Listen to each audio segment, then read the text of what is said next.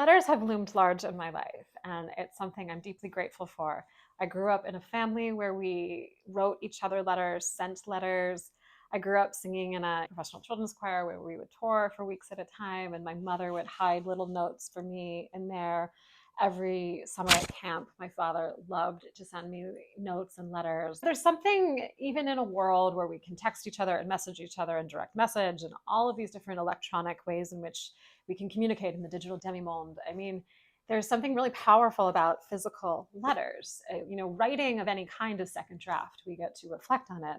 But ideally, to kind of paraphrase my father, it should sound as like we speak, but a little bit better, because you do have the foresight and the ability to reflect on it, to edit it, to polish it, just to think about it enough. So hopefully it's not, too contrived or artificial, but it is perhaps a little bit more organized and clear than, when we're just contemporaneously speaking.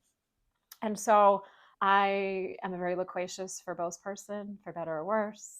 So I like to write, and there's something I love about holding a letter in my hand, because too, when you're handwriting it, there's something in that I can, craft how the language and the text on the page looks, and I can include little pictures if I need to outline something.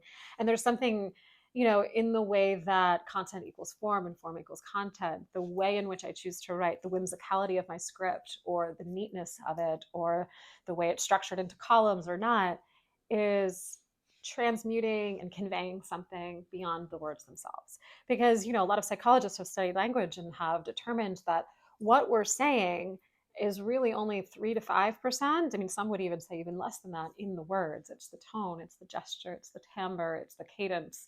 And so when it comes to our writing, it's also the presentation as much as it is the words themselves. For many years, I've been working on a one-woman show piece about letters, what they've meant in my life.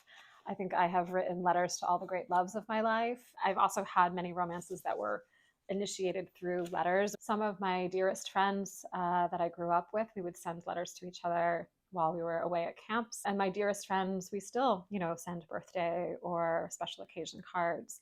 It hits different than an email. It hits different than just a text. It's really, I think, an unsung artistic form. So I encourage you to send a letter. If you want to spread a little joy, there's something so analog about sending a letter, but it's wistful and whimsical all at the same time. If you want to do something unexpected, send somebody a letter today. It doesn't have to be terribly long. Just the act of keeping the USPS busy can be a great gift on many fronts.